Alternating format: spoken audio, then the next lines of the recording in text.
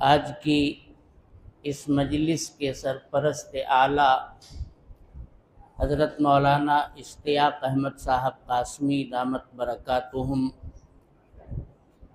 خازن جمعیت علماء مہاراشٹر و صدر جمعیت علماء شمال مشرقی زون، اسی طرح آج کی اس روحانی مجلس کے ہم سب کے بزرگ عالم دین، جن کے بارے میں آپ حضرات نے امام محترم کی زبان سے سنا کہ اللہ تبارک و تعالی نے انہیں علم و ادب کا، عمل اور تقوی کا پیکر بنایا ہے۔ ہم سب کے بیچ میں ان کی شخصیت محتاج تعارف نہیں ہے۔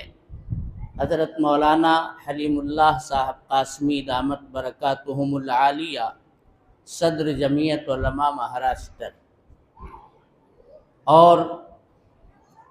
جن بزرگ عالم دین کی سرکردگی اور سربراہی میں یہ پروگرام منعقد ہے، حضرت مولانا اسید احمد صاحب قاسمی دامت برکاتہم، وہ بھی تشریف فرما ہے۔ اسی طرح اس مجلس کے اندر آپ دیکھ رہے ہیں علماء کرام کا ایک بڑا طبقہ اور بڑا مجمع یہاں تشریف فرما ہے۔ جمعیت علماء ضلع تھانہ کے جنرل سیکریٹری الحاج حافظ محمد عارف انصاری صاحب دامت برکاتہم بھی اس مجلس کو رونق بخشنے کے لیے حضرت مولانا اشتیاق احمد صاحب کی دعوت پر لبیک کہتے ہوئے حاضر خدمت ہیں۔ حضرت مولانا محفوظ الرحمن صاحب، حضرت مولانا محمد سفیان صاحب، حضرت مولانا عبد القیوم صاحب، یہ بزرگان دین اور دیگر ہمارے احباب حضرت مولانا محمد سرور صاحب، مولانا زبیر احمد صاحب، سب یہاں حاضر ہیں۔ اور آج کی یہ مجلس جن کی صدارت میں منعقد ہے، وہ ضابطے کے مطابق حضرت مولانا حبیب الرحمن صاحب قاسمی، جو ہمارے دوستوں میں ہیں، نوجوان عالم دین ہیں، فعال اور متحرک ہیں، پورے کاجو پاڑا اور اپنے حلقے احباب کے اندر جمعیت علماء کی خدمات کے تعلق سے ایک جانا پہچانا چہرہ ہے۔ انہی کی صدارت میں آج یہ اجلاس منعقد ہو رہا ہے۔ میرے محترم بزرگوں اور دوستوں، یہ ایک پنتھ دو کاج، یہاں کے لوگ چونکہ سب اکابر ہیں، خوب اچھی طرح سے کرنا جانتے ہیں۔ آپ کے سامنے کئی طرح کے بہت ہی پاکیزہ پروگرام سامنے آنے والے ہیں۔ ان میں نے سب سے زیادہ اہمیت جس عنوان کو دی اور اسی کو سامنے رکھ کر کے میں نے خطبے کے اندر ایک آیت تلاوت کی، اِنَّا نَحْنُ نَزَّلْنَا الذِّكْرَ وَإِنَّا لَهُ لَحَافِظُونَ۔ یہ آپ سمجھ سکتے ہیں کہ میں نے کیوں پڑھا۔ حضرت کی آمد پر یہاں کے ادارے کے ذمہ داران نے یہ فیصلہ کیا کہ آج ایک بچے کے حفظ قرآن کی تکمیل کا مسئلہ بھی اس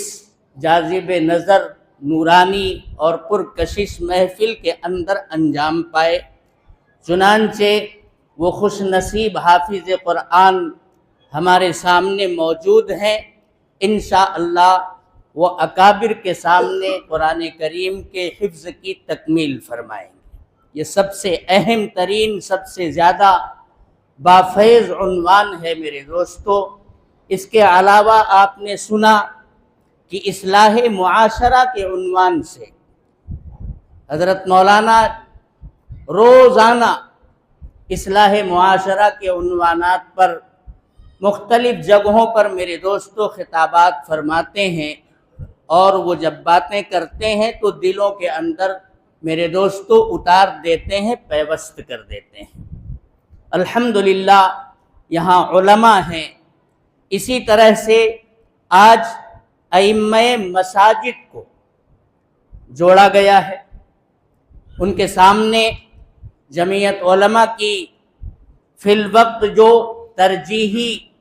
بنیادوں پر کام کرنے کے لیے شاہراہیں طے کی گئی ہیں، اس سلسلے میں حضرت والا ائمہ کرام کو،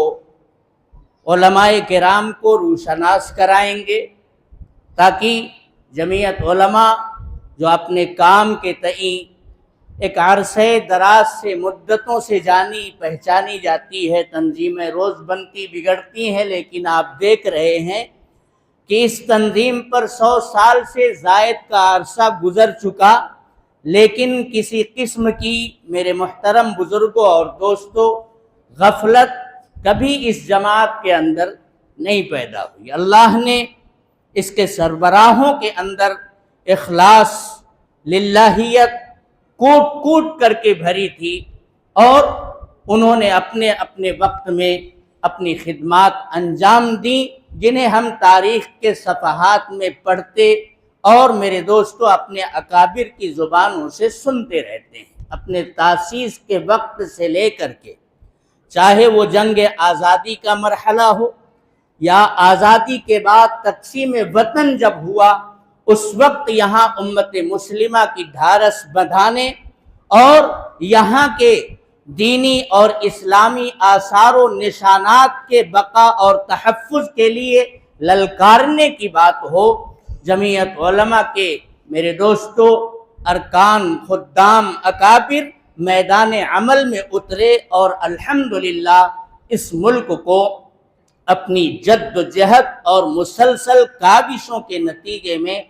ایک سیکولر ازم عنوان کے تحت اس ملک کو آگے بڑھانے میں ہمارے بزرگوں نے اپنا کردار ادا کیا ہے۔ آج جو ہمارے چہروں کے اوپر داڑھی ہے، ہم جو اسلامی لباس زیب تن کرنے کے لیے آزاد ہیں، اپنی مساجد کی تعمیر کے لیے، اپنے مدارس اور مکاتب کی تعمیر اور ان کی تعلیمات کو عام کرنے کے لیے، دعوت اور تبلیغ کے میدان میں کام کرنے کے لیے جو آج ہم آزاد ہیں میرے دوستو، وہ اسی سیکولر دستور کے نتیجے اور ثمرے میں۔ یہ ہمارے بزرگوں کی بہت بڑی کاوش ہے، لیکن آج کچھ فرقہ پرست طاقتیں میرے دوستو اس ملک کے پیار و محبت والی ریت کو سبوتاز کرنا چاہتے ہیں، اور ایک نفرت کا ماحول پیدا کیا جا رہا ہے۔ ایسے ماحول کے اندر ہمارے قائد اعلیٰ حضرت مولانا سید ارشد مدنی مد ظلہ العالی پورے ملک کے اندر خود بھی جاتے ہیں، اور تمام خدام کو میرے دوستو یہ حکم دیتے ہیں کہ جہاں کہیں بھی آپ رہتے اور بستے ہیں، اس ملک کے اندر فرقہ پرستی کے ناسور کو ختم کرنے کے لیے پیار اور محبت کو بڑھاوا دو، اور یہاں کی جو گنگا جمونی تہذیب ہے، جس کے نتیجے میں یہاں رہنے بسنے والے تمام مذاہب کے لوگ پیار اور محبت کے ساتھ ایک دوسرے کے دکھ درد میں شریک رہ کر کے زندگی گزارتے چلے آئے ہیں، اس کو رواج دینے کے لیے سب کے سب اٹھ کھڑے ہو جاؤ، اس لیے کہ اس وقت فرقہ پرستی دن دناتی پھر رہی ہے۔ یہ چند لوگوں کے بس کی بات نہیں ہے کہ اس کے اوپر بند لگایا جا سکے، اس لیے تمام خدام کو حضرت والا کا یہ حکم ہے کہ ملک میں پیار و محبت کی ریت کو فروغ دو، اور ہم آہنگی کو، گنگا جمونی تہذیب کو رواج دینے کی کوشش کرو۔ الحمدللہ وہ کام بھی ہو رہا ہے، اور ساتھ ہی ساتھ امت مسلمہ کے اندر سماجی یا میرے دوستو سوسائٹی سطح پر جو کمزوریاں ہیں، ہمارے نوجوان بچے جو نشے کی لعنت کے اندر گرفتار ہیں، ہماری بچیوں میں جو بے حجابی عام ہوتی جا رہی ہے، ان سب کے اوپر ہر فرد بشر نظر رکھے، ہر باشعور آدمی اس کے اوپر نظر رکھے، تاکہ امت مسلمہ اپنے اس سبق کو ہمیشہ یاد رکھے، کنتم خیر امت اخرجت للناس تأمرون بالمعروف وتنہون عن المنکر۔ یہ امر بالمعروف اور نہی عن المنکر کا کام تسلسل کے ساتھ ہونا چاہیے۔ الحمدللہ کام مختلف انداز میں مدارس سے بھی ہو رہا ہے، دعوت اور تبلیغ کے نظام سے بھی ہو رہا ہے، جمعیت علماء بھی اپنا کام کر رہی ہے، مسلم پرسنل لا بورڈ بھی اپنا کام کر رہا ہے، مختلف محاذ پر امت کے افراد کام کر رہے ہیں۔ اللہ سب کو اپنی شایان شان بدلہ نصیب فرمائے۔ جمعیت علماء کے جو اس وقت ترجیحی کام ہیں ان پر حضرت والا انشاءاللہ تفصیل کے ساتھ روشنی ڈالیں گے۔ آئیے اب اس نورانی مجلس کا باضابطہ آغاز قرآن کریم کی تلاوت سے ہو جائے۔ ہمارا چھوٹا جلسہ ہو، بڑی مجلس ہو، میرے دوستو قرآن کریم کی تلاوت سے اس کا باضابطہ آغاز ہوتا ہے۔ یہ تو میں نے آپ حضرات کی سمع خراشی کی۔ آئیے اب تلاوت کلام اللہ کے لیے میں حافظ محمد وقاص صاحب کو دعوت دیتا ہوں، حضرت تشریف لائیں اور تلاوت کلام اللہ سے اس مجلس کا باضابطہ آغاز فرمائیں۔ باللہ من الشیطان الرجیم، بسم اللہ الرحمن الرحیم،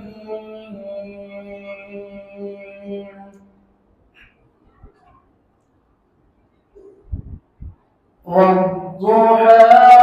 والليل إذا سجى، ما ودعك ربك وما قلى،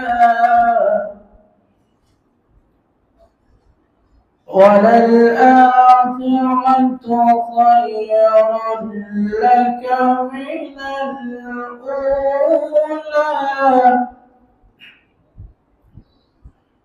بسم الله الرحمن الرحيم،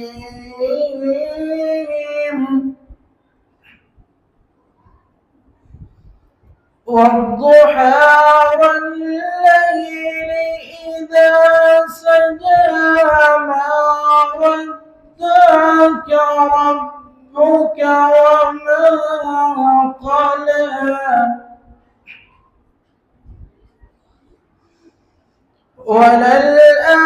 وللآخرة خير لك من الأولى، ولسوف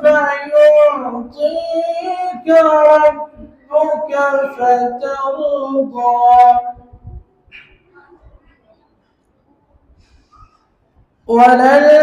وللآخرة خير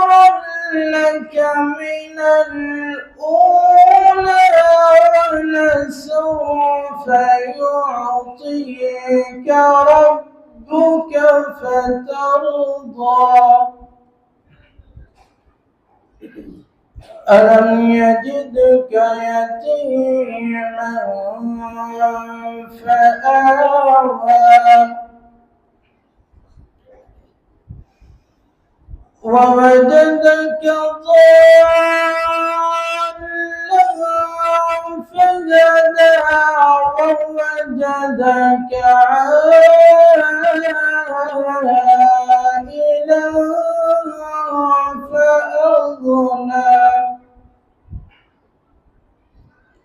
فأما اليتيم فلا تقهر، وأما السائل فلا تنهر، فأما اليتيم فلا تقهر، وأما السائل فلا تنهر، وأما السائل فلا تنهر وأما بنعمة ربك فحدث صدق الله العظيم.